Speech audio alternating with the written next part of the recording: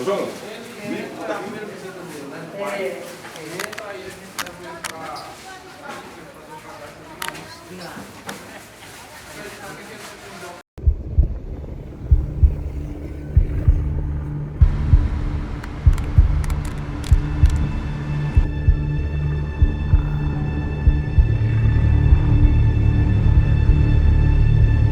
Estudar a loucura nos convida a fazer muitas travessias. Das travessias da pesquisa de doutorado, a travessia da ponte, que me levava até a unidade psiquiátrica de custódia e tratamento da cidade de Natal, sempre me causou inquietação. A força do mar era confrontada pela contenção dos corpos no manicômio judiciário.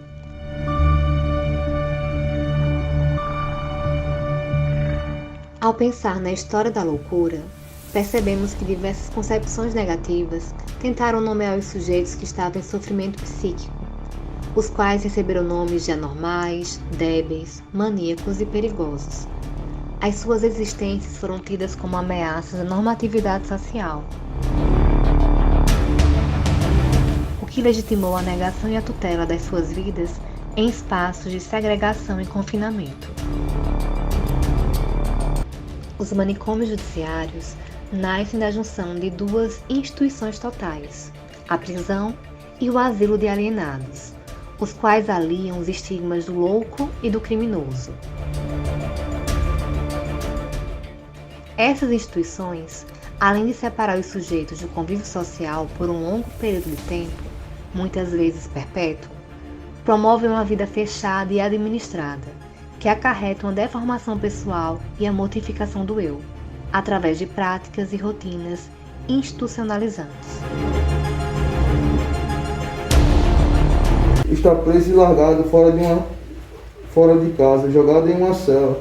Quanto tempo janela, que o dia cada vez mais pesa, as horas parecem que não passam. Aí lembro como é bom as horas mais simples lá em casa, como é bom o tempo que eu realmente trabalhava, mas a esperança em Deus é o que nunca acaba, por me sentir longe de casa e com saudade da minha família amada. Eu vim da cadeia pública de Ceará-Mirim. Foi. Fiquei lá 1 ano e 4 meses, entendeu? Aonde eu cheguei aqui dia 15 de outubro aqui. Aonde eu estou esse tempo todinho aqui, aonde eu vi muitas pessoas saírem com atenção, quanto da senhora, quanto do Joab, dando atenção nos processos de cada um deles que se conta na unidade aqui. Onde da outras vezes eu não se encontrava da forma que hoje em dia a direção está correndo atrás, vai num familiar, seja lá onde for, ou no interior, ou lá onde seja, vocês vão em cima do familiar para estar dando aquela atenção àquele paciente que se encontra ali. Então são 7 anos que eu caminho dentro dessa unidade, eu acho que cada vez mais percebendo como que ela funciona, percebendo qual é o papel dela e hoje enxergando os limites. Uma coisa é você trabalhar como plantonista, vir aqui, dar seu plantão, né, fazer o manejo com os presos ou com os pacientes, como queiram, né, e cumprir a sua carga horária de 24 horas, ir para casa e voltar depois da sua folga. E outra coisa é você gerenciar isso, né? Viver, né? Executar, né? Administrar esse instituto chamado medida de segurança, né? Que é uma sanção penal aliada com a oferta de tratamento. O internamento do inimputável termina sendo necessário para a defesa dele, em razão de ser de uma pessoa que não tem o controle sobre sua conduta, né? Psiquiatricamente, psicologicamente, mentalmente, ele não tem condições de guiar-se de acordo com o entendimento daquilo que ele faz, né? Ele corre risco na sociedade, porque ele pode, digamos, tentar agredir alguém e a pessoa se defender, até matando ou lesionando. Também é uma defesa da sociedade contra exatamente esse tipo de conduta que a gente pode dizer ele não faz porque quer, né? ou porque ele não tem o controle mental, né, sobre os seus atos. Na minha pesquisa sobre a história das prisões aqui no RN, né, eu percebi que tinha muitas lacunas sobre essa história. A parte, às vezes, do dia a dia, né? Porque às vezes acontece muitas coisas assim que mexem muito com a mente da gente, em momentos assim de aflição, com o Covid que a gente passou, falta de notícias, as coisas os problemas que eu passei foi bastante forte. Quando eu comecei a achar pedaços dessa história e fui montando o quebra-cabeça, foi mostrando que tudo estava interligado, não só com a história também dos manicômios, né? Como também de um plano de higienização da cidade de Natal. Foi um choque, assim, né? De duas realidades. De uma realidade de uma pessoa que circula na cidade, que não tem problemas com isso, que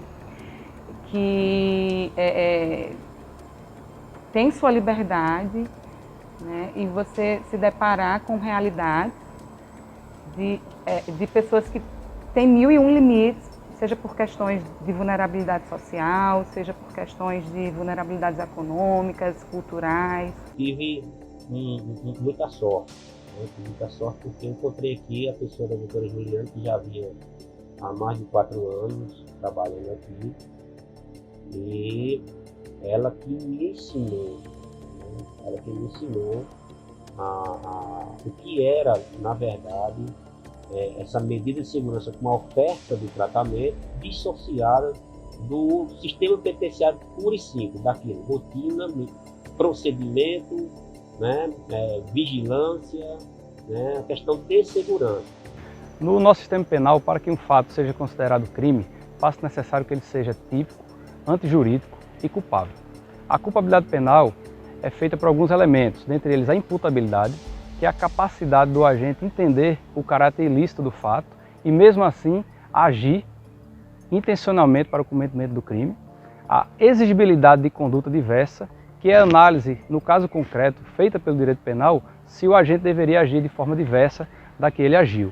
E, por fim, o potencial conhecimento ou consciência da ilicitude, que é a capacidade, a consciência do agente de que aquele ato que ele está cometendo, ele é contrário ao direito penal. É um hospital, unidade psiquiátrica de tratamento e custódia, né? Assim, é um espaço, é uma unidade prisional. Quem era para dar a vez dentro do hospital de custódia era a saúde. Quando eu me apresentei e no meu primeiro plantão, eu me deparei com essa realidade de que agora eu estava numa unidade psiquiátrica. E quando eu entro, depois eu fui me acostumando com os pacientes e tal, e eu vi que não era nada daquela reação que eu tive no primeiro momento. Que foi eu tive medo, eu tive muito medo quando eu entrava no pavilhão e eu via aquele barulho, cada um falando uma coisa e eu não sabia quem era perigoso, quem não era, não tinha ideia. O primeiro dia aqui foi complicado. Eu estava em casa, a pessoa me trouxe para cá. Faz até eu tô aqui. Você sabe quanto tempo? 14 anos.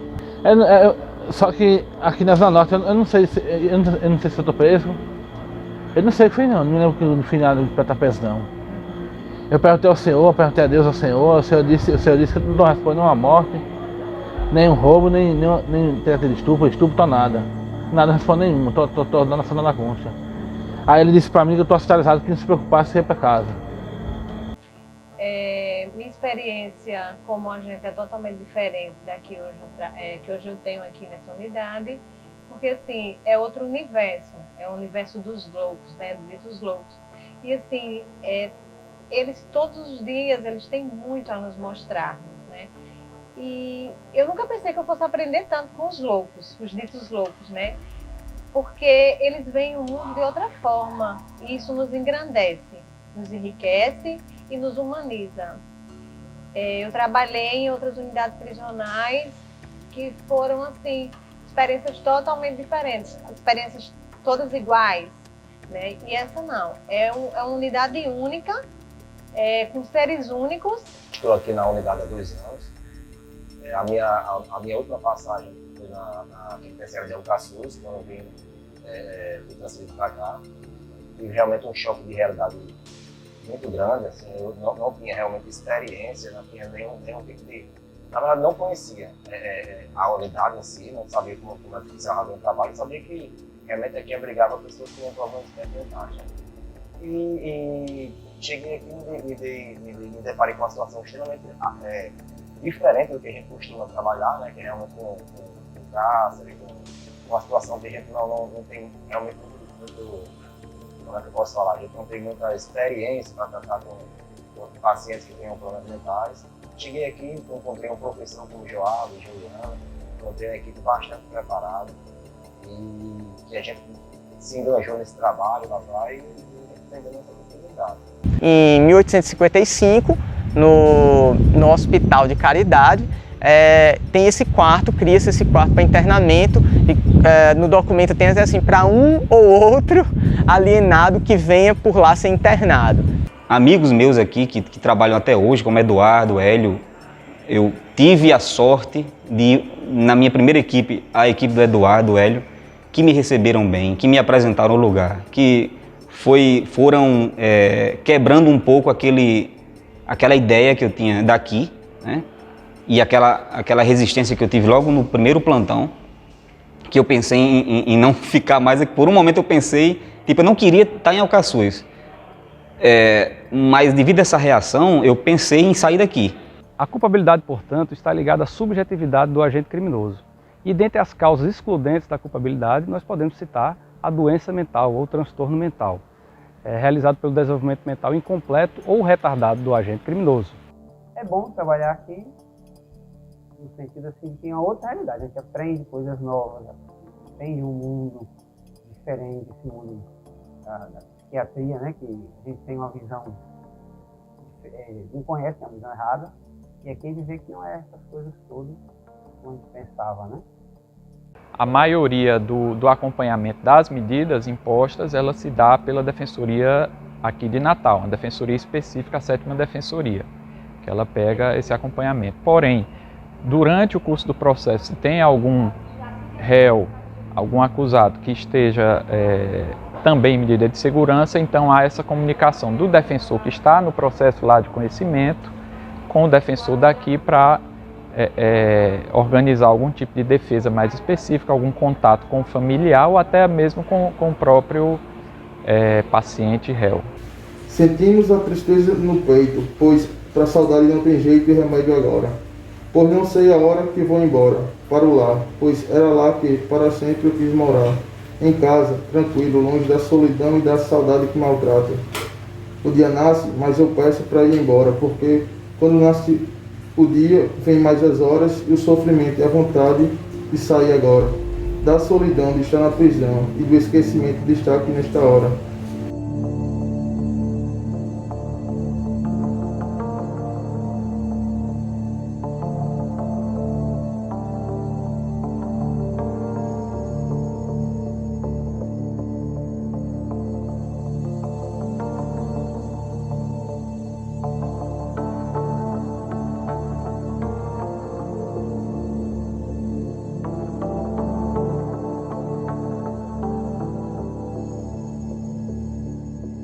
Trabalhar com a medida de segurança do sistema penitenciário é um sistema híbrido.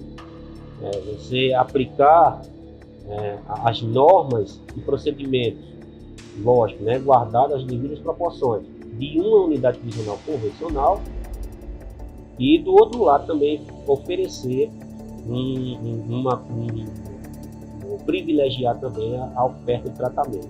Por volta de 1901 começou as reclamações por causa dos alienados violentos que se encontravam naquele hospital, né? Então a polícia, ao invés de encaminhá-los para a prisão, estava encaminhando para o hospital, né? Então começou a ter muita reclamação do hospital por causa desses alienados violentos. Então começou uma demanda de, não, por que não manda para o lazareto? A gente chama a família e conversa para dizer quais as consequências, né? Porque terá consequências de ficar agora, ao invés de cumprir aquela pena, ele vai, de fato, agora responder à resposta clínica dele. O juiz, normalmente, em regra, ele vai ficar adstrito à resposta do médico. com relação à evolução dele, à cessação de periculosidade, que é o termo, a nomenclatura que ainda se usa para poder ele sair do hospital de custódia e o juiz finalizar a pena dele ou colocar para tratamento ambulatorial ou algo do tipo. Esse sujeito é considerado inimputável, pois tem a sua capacidade de compreender o caráter ilícito da conduta e de determinar-se de acordo com esse entendimento comprometido, dado a sua incompleta formação mental. Para esses sujeitos, o direito penal não prevê a aplicação de pena como sanção penal, mas sim de um outro tipo de sanção penal, denominada medida de segurança.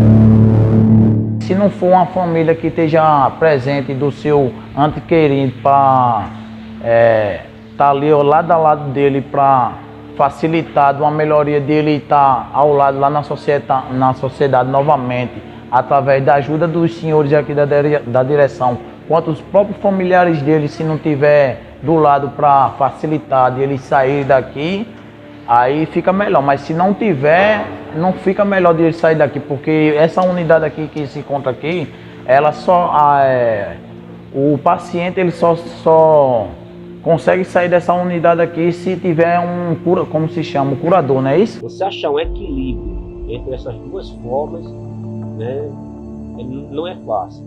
Eu precisei, né, realmente me desfazer, né, daquele servidor que veio com essa carga para poder realmente achar esse rumo e ajustar essa conduta na gestão da unidade. Bom, a priori eu comecei a buscar na literatura o que é que a legislação trazia para assegurar essa assistência a pessoas com transtorno mental em conflito com a lei.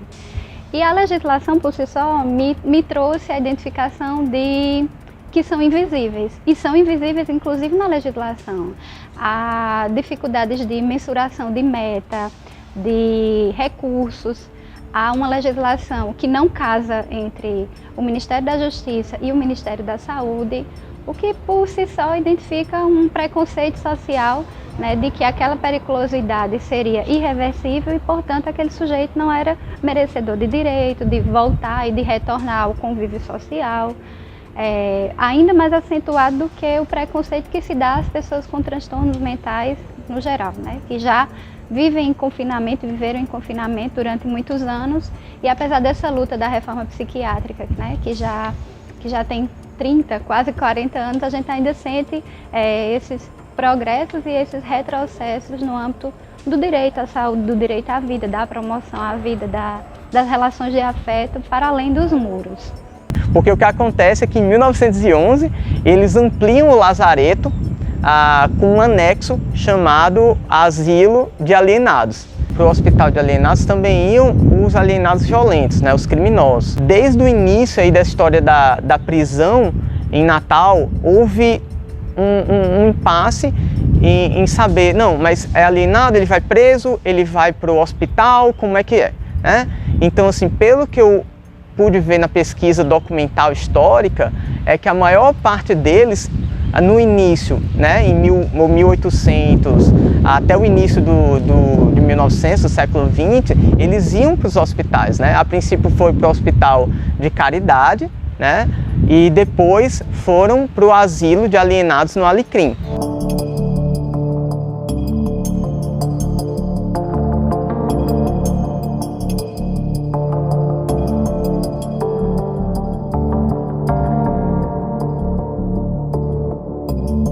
No final de semana, os pacientes saíam, as famílias iam buscar o seu familiar aqui e passavam o final de semana com eles, né? Havia passeios, né? Excursões, os pacientes daqui saíam para atividades terapêuticas fora, jogar futebol, essas coisas. E aí deixaram degradar, de maneira que essas práticas foram desaparecendo e praticamente virou um manicômio judiciário na literalidade da palavra. Como se oferta um tratamento clínico para aquelas pessoas que estão ali dentro, né? É como se fosse um ponto de uma chave de virada, assim, né? A partir desses bons encontros e a partir desse trabalho coletivo, combina a chegada de Joab na unidade, né? O atual diretor, combina também a desinternação de um paciente muito bem emblemático, que ele estava numa internação longa, ele estava há mais de 10 anos lá. Como ele não se encontra com uma visita, isso e aquilo, vocês vão atrás para chegar até a família vir até eles para dar aquela atenção, aquela assistência que ele está necessitando, entendeu?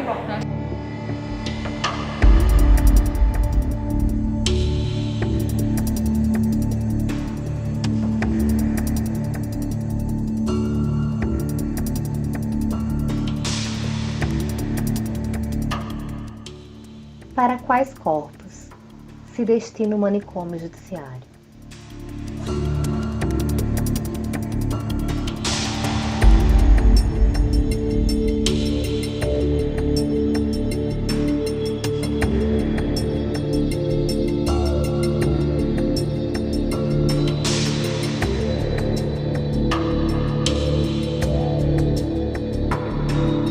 E isso acaba se incluindo em outro projeto aí, digamos, modernizador, higienizador de Natal, que foi ali do final de 1947 para 1951, o planejamento de 3 grandes instituições para a capital, que era a penitenciária feminina, uma nova penitenciária masculina, né, porque a casa de detenção estava aos frangalhos, caindo aos pedaços, e a colônia dos psicopatas. Você entrar naquele universo, você entender esse universo, né? É meio louco, mas assim, você precisa também se abstrair dos seus conceitos, né? De todos os valores que você tem para você poder entrar na vida deles. Você tem que se abstrair de tudo, é um antropólogo, né? Você deixa tudo de si para participar da cultura do outro. É bem isso, eu acho. Eu sou feliz, né? Eu sou filho de John Lennon. Ele também é George Bush, Estados Unidos. Também, ele dono da Ford. Botou a fuder meu pai. Aí que eu tô que era rico lá em casa. Trabalhar aqui no Custódia sempre teve essa coisa que eu tentei descrever algumas vezes nas minhas anotações, nos meus diários. E voltar a escrever, justamente aqui no Custódia, o ambiente me forçou a botar para fora o que eu queria pensar ou extravasar. No ato da escrita foi que eu me dei conta do quanto esse lugar estava conectado com a minha história. A gente tem rotinas normais como ajudar os técnicos a administrar a medicação, auxiliar o diretor em algumas atividades extra unidade, mas aqui em si, o banho de sol a gente dá rigorosamente, alimentação, medicação, enfim. Alguns são como se fosse mesmo abandonados pela família. E o que eu percebo aqui é a falta da família também. A família, tem muitos aqui que é abandonado pela família, porque o pessoal ainda, a gente até entende, né? Cometeu aquela barbárie, mas a família não assimilou que aquilo foi causado pela doença dele, né? Aí abandona o cara. Maria, ela não está vendo a gente, né? Está com o Alessandro, com a minha. Eu venho aqui pegar o Maria, viu? Pro Maria.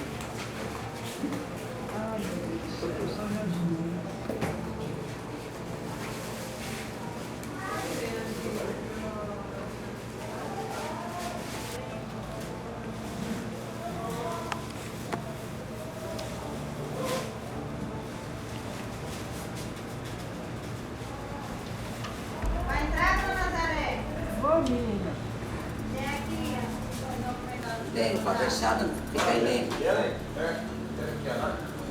Vai entrar as duas ou só a senhora? Só cortando uma. Cortando uma.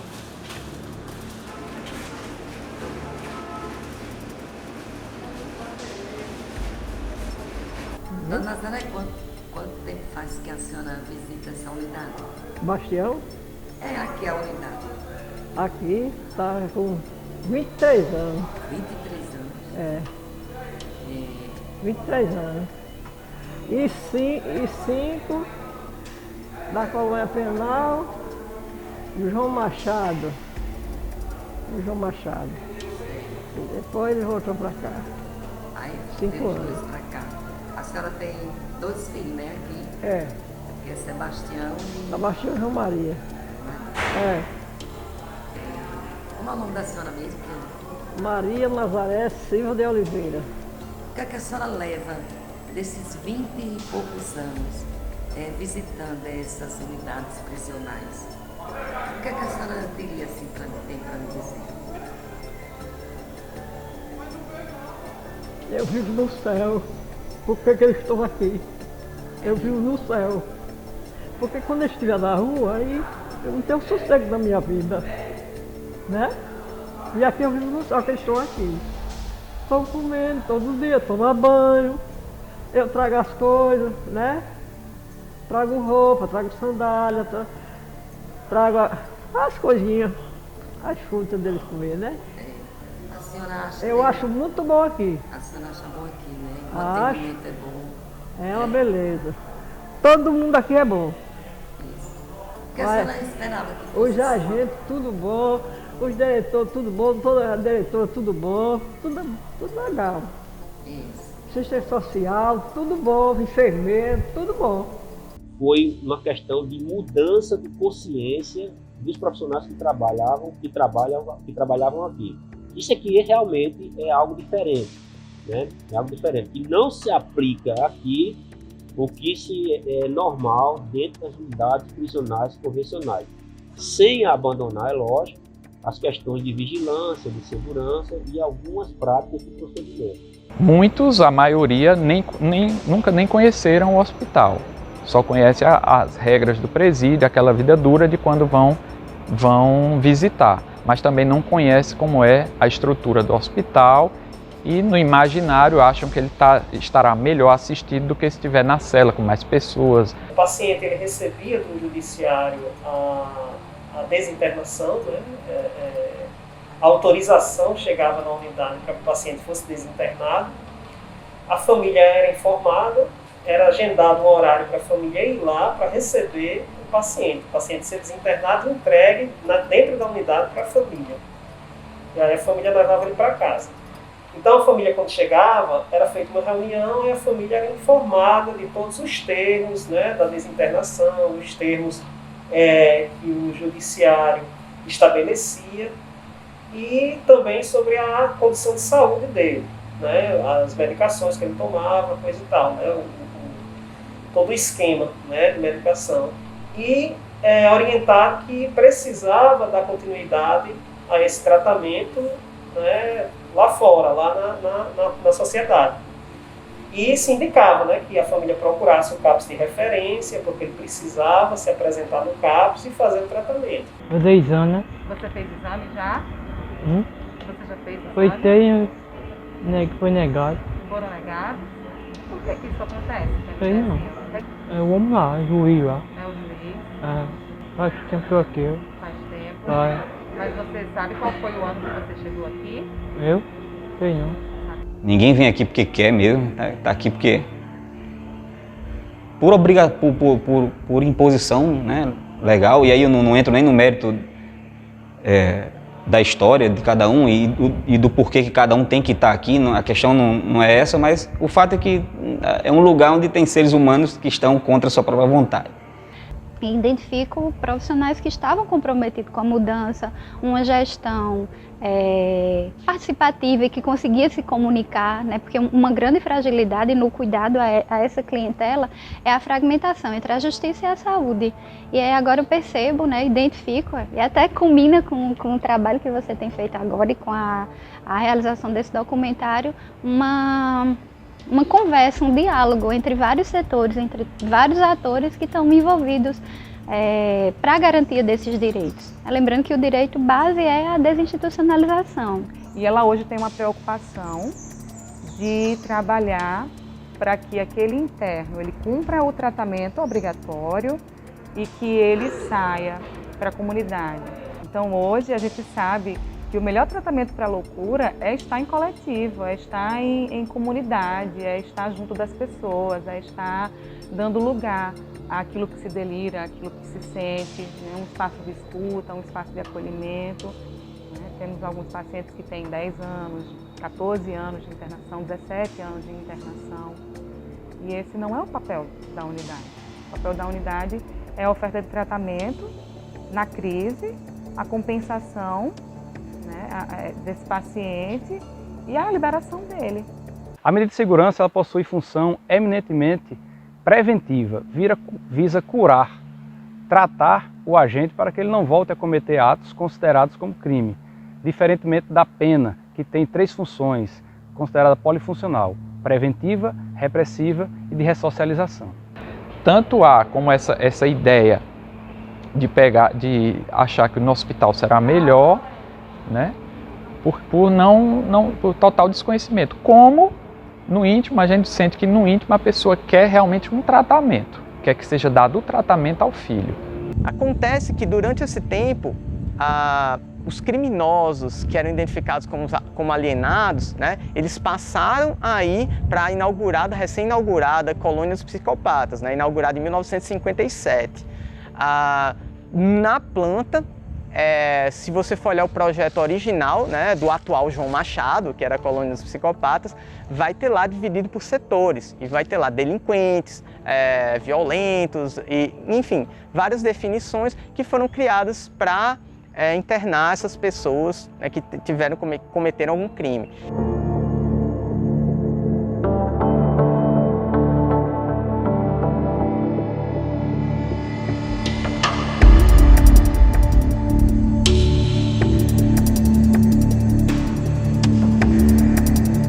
Eu?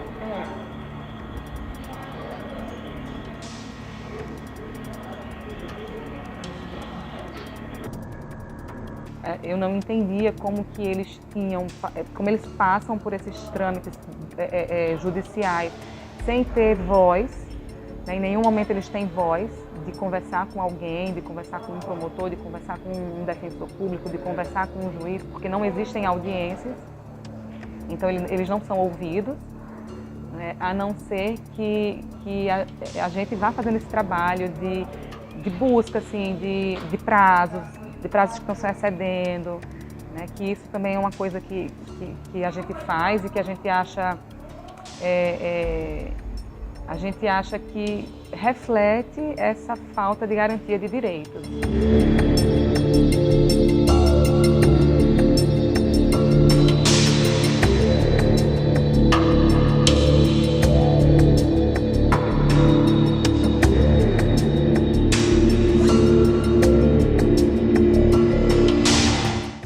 Comecei a compreender o que era, e eu não sabia o que era a tal da reforma psiquiátrica, né? E é algo interessante que hoje eu levanto essa bandeira, né, e defendo a reforma psiquiátrica, a luta antimanicomial. A inimputabilidade penal do agente, o seu grau de periculosidade, deverá ser aferido por um exame pericial num incidente chamado incidente de insanidade mental, que pode ser representado pela autoridade policial ainda na fase do inquérito, deferido pelo juiz competente, como também pode ser realizado durante a fase processual. Ao final, o juiz determinará a medida de segurança adequada ao agente infrator. As famílias dos inimputáveis, infelizmente, a grande parte não consegue dar esse acompanhamento pós-desinternamento, né? O que faz com que muitos deles termine não tomando a medicação que deveria tomar, não tendo o acompanhamento que deveria ter, né? Os órgãos do Estado, inclusive os CAPs, são insuficientes, a família que não tem uma formação que lhe faça acompanhar aquilo, acompanhar o uso do medicamento, fazer com que o inimputável vá ao médico periodicamente e aí possa ser acompanhado, e resultado é que muitos deles terminam descompensando depois e praticando novamente alguma conduta. Não vai observar, por exemplo, se ele teria direito a uma comutação de pena, não vai observar se ele teria direito a uma progressão de regime, entendeu? Tudo isso que ele teria, caso não tivesse sido julgado procedente o incidente de insanidade mental, é deixado de lado. Termina que pessoas que cometeram o mesmo crime na mesma época tiveram a mesma pena, quem ficou no presídio sai primeiro do que quem foi para a unidade. Pensar diferente é quebrar estruturas. Aí você pensa essa quebra de estrutura para pessoa em conflito com a lei e pensa nessa quebra de estrutura de um sujeito que era tido como perigoso, né, de uma suposta periculosidade eterna. Ia para um exame, aí tinha vez dava negado, aí tinha que esperar mais um ano para fazer outro exame. Tinha vez que ia fazer aquele outro exame, dava negado de novo, aí pegava mais outra medida de 2 anos, de 1 ano, 2 anos, aí assim, 3 anos e aonde outra vez que eu vim passar aqui, passei uma medida de 1 ano, passei foi 4 anos, quase 5 anos. E aqui eu poderia ser agente penitenciário, agora policial penal, mas sendo quem eu sou. Tipo, entrar num pavilhão e conversar, ouvir e não ser recriminado por isso. As pessoas são depositadas aqui e é isso. Com o passar do tempo eu comecei a questionar essa ideia de tratamento, porque eu via o quanto as pessoas adoeciam numa penitenciária comum. E aqui, além de não é uma penitenciária, é uma unidade psiquiátrica, mas estruturalmente é composta de pavilhões e celas. Então, por mais que tenha outro nome, mas as pessoas estão em celas, estão privadas de liberdade, o nome é outro. Estão aqui por conta de uma medida de segurança. É outra nomenclatura, é outra forma de encarar a ideia de retirar a liberdade de alguém, então é outro nome que se dá. Claro, né? Tem muita diferença, muita coisa para discutir, conceitualmente são coisas bem distintas mesmo, mas na prática é um ser humano que está privado de sua liberdade. A primeira ideia que eu tive, né, assim, primeiro pensamento orientador disso, é que eu precisava estabelecer a escuta dos pacientes, compreender daquele paciente enquanto sujeito, né, para além da condição em que ele estava ali, para além do conflito com a lei que levou ele a estar ali, e para além também dos próprios sintomas psiquiátricos que ele tinha, né, que ele apresentava. Assim, quem era aquela pessoa, quais eram os desejos dela, a história de vida, a condição, enfim. E isso poder me apontar, né, em alguma direção. Nesse processo, assim, o serviço aí fundamental de articulação é o CAPS. Né? Mas assim, não basta que esse serviço esteja envolvido para que haja uma garantia de que esse processo de desinstitucionalização esteja ocorrendo. Né? Porque a gente sabe assim, que para além da saída do paciente de uma internação ou de uma instituição, a Desinst está para além disso no sentido de que é uma mudança aí de uma prática, uma mudança do cuidado, uma mudança da concepção daquele sujeito e daquele indivíduo. Então, para que de fato isso ocorra, a gente precisa estar atento a essa questão de como o serviço está compreendendo aquele usuário, se está sendo visto para além da doença, né, do transtorno que ele apresenta, se está podendo ser visto aí no aspecto psicossocial mesmo, levando em consideração a integralidade dele, no sentido de um bem-estar aí psicossocial, né, biopsicossocial, e também levando em consideração a sua singularidade, né, que escapa um pouco aí dessa lógica universalizante dos diagnósticos.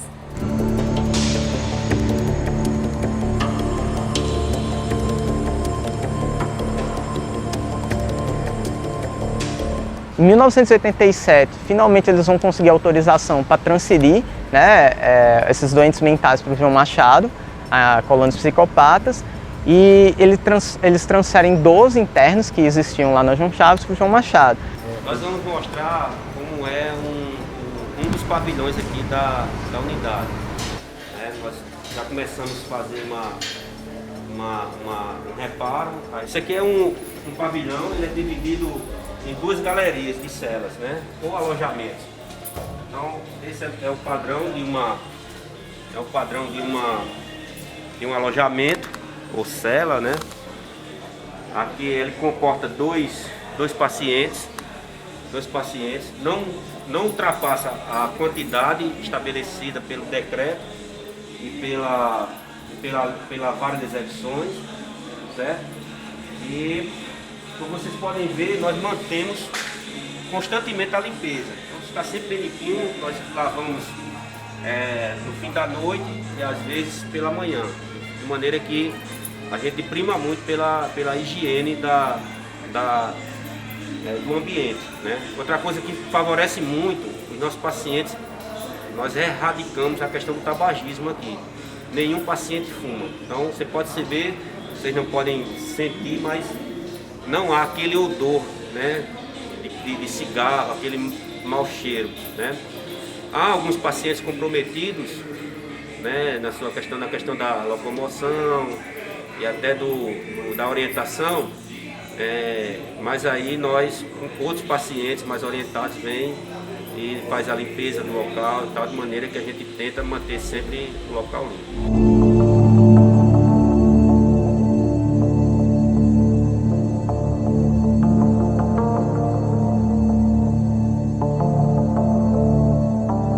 Dar um abraço à minha mãe, que uma das coisas, a visita se acabou e a vontade de ver ela foi bastante grande, até que chegou a oportunidade de poder revê-la de novo.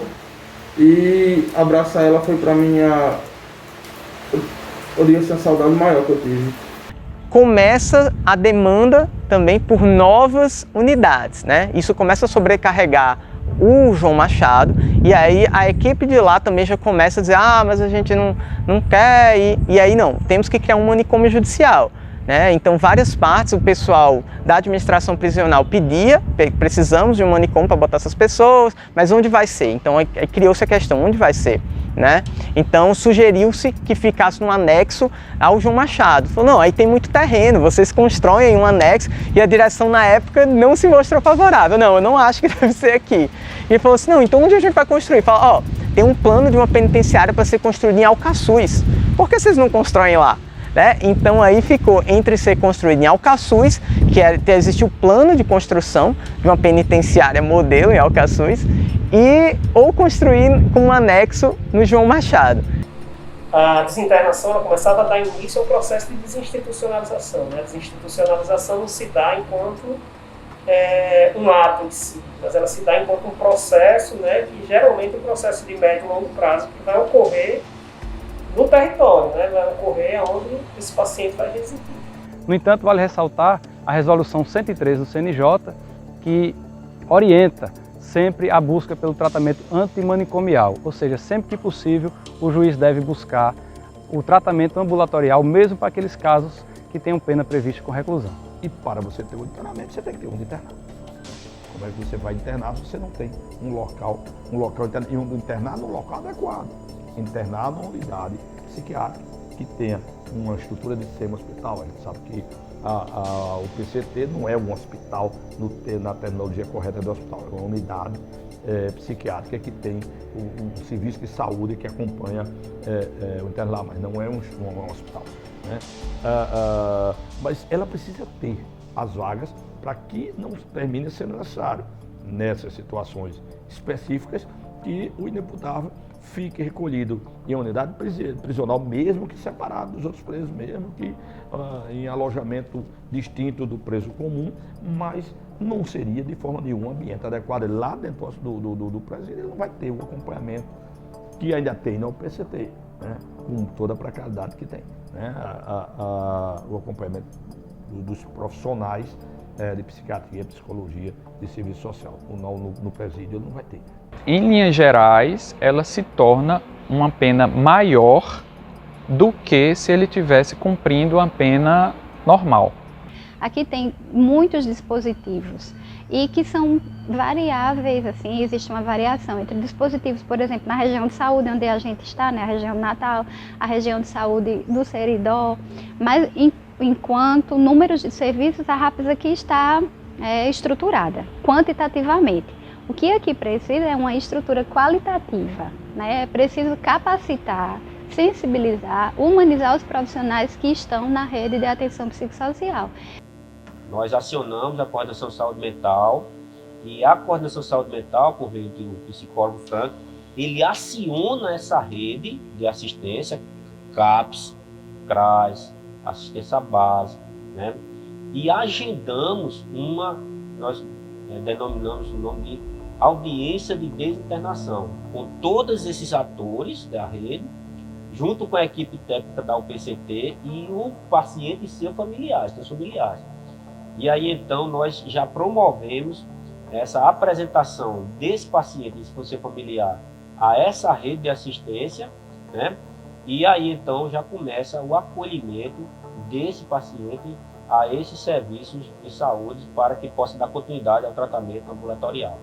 O usuário aí ele passa a ser protagonista do seu próprio tratamento, né? Ao invés de ser receitado aí um tratamento para ele vai poder ser ouvido, porque tratar é isso, é poder acolher e poder ouvir o que é que ele tem a dizer sobre o seu sofrimento, sobre a sua história, sobre o seu adoecimento, qual o projeto de vida.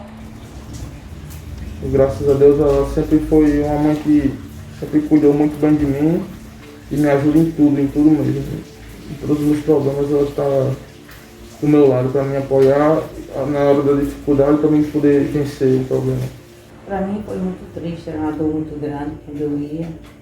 Eu ficava em casa, chegava, não dormia, noites e noites sem dormir, pensando como era que estava, o que você tinha comido, se como ele tinha dormido, como é que ele estava lá. Quem acha que não há inferno nesse mundo, nunca passou uma noite na prisão, pois a tristeza e a solidão moram neste lugar. O sofrimento e a dor e a saudade não passam.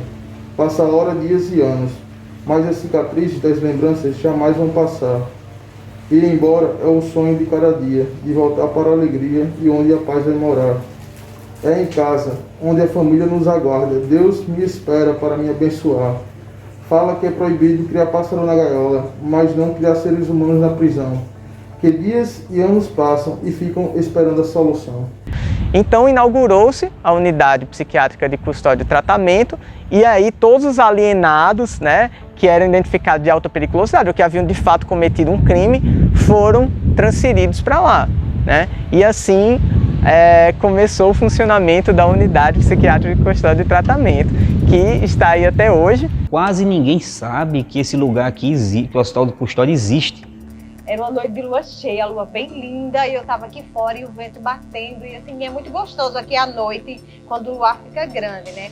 Aí Valdécio, o interno daí de dentro, assim, ele disse assim, Nádia, sabe aquele desenho animado? Aí eu disse, qual? Aí ele disse, do Homem-Aranha. Aí eu disse, sim. Aí ele disse, eu sou o Homem-Aranha. Aí eu disse, Valdécio, você conhece os Teletubbies? Aí ele, conheço. Aí eu disse, pois eu sou Tiki Wink.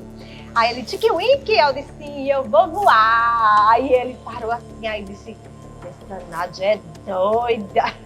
Aqui é uma unidade do sistema prisional do Rio Grande do Norte, que merece atenção tanto quanto. Mas o que eu questiono é o que é que o Estado espera que aconteça aqui para que essas medidas ocorram. Talvez uma rebelião não ocorra aqui, que essa é uma coisa que eu observei desde quando eu vim trabalhar aqui. Uma das preocupações do policial penal em outras unidades prisionais é rebelião. Por quê? Porque lá o pessoal se articula e se não tiver cuidado se articula e toma e faz a rebelião, faz o motim, faz o que for. Aqui não tem problema com rebelião. Eu sempre brincava com o pessoal, dizia que no Custódia não tem rebelião porque é cada um na sua cela querendo dominar o mundo sozinho. Aliás, esse é o maior objetivo da gente, enquanto com esse projeto, que é exatamente mudar essa realidade, ajudar na luta antimanicomial, na reforma psiquiátrica e que a gente aqui no Estado possa ser pioneiros, né, na construção dessa desinstitucionalização do Hospital de Custódia. É um sonho da gente. O desafio é esse, o desafio é com relação a esse estigma da periculosidade, né? De ter um exame para dizer se ele é perigoso ou se ele não é perigoso para a sociedade. E a gente sabe que isso tudo está envolvido numa questão muito maior, né? Que é uma questão que diz respeito ao lugar da loucura na sociedade. existe possibilidade, existe caminhos, ainda que o cenário esteja muito difícil, existe esperança. Foi quando eu comecei a identificar que tem pessoas que são parceiras. Comecei a identificar que tem pessoas que estão ali preocupadas. Quando eu comecei a identificar que tem pessoas que pensam num coletivo, que querem uma sociedade melhor, que querem construir algo diferente disso. E eu acho que isso a gente tem de potente hoje. A lei da reforma psiquiátrica traz que a internação não pode ser utilizada como uma forma de punição, mas sim enquanto recurso terapêutico utilizado de forma excepcional e com prazo estabelecido, não podendo ocorrer em instituições asilares, pois essas internações cronificam o sofrimento psíquico, agravam a saúde e retiram do sujeito a autonomia e as possibilidades de reintegração social. Em 2010, o Conselho Nacional de Política Criminal e Penitenciária recomendou a utilização de políticas antimanicomiais no tocante à medida de segurança, mas ainda não se verifica o seu cumprimento em todo o território nacional.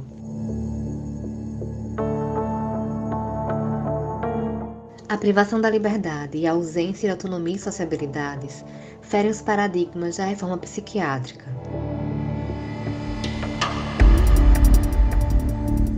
E por este motivo, é imprescindível implementar de forma urgente a política antimanicomial, com a efetivação do cuidado em liberdade aos sujeitos de sofrimento psíquico que foram criminalizados.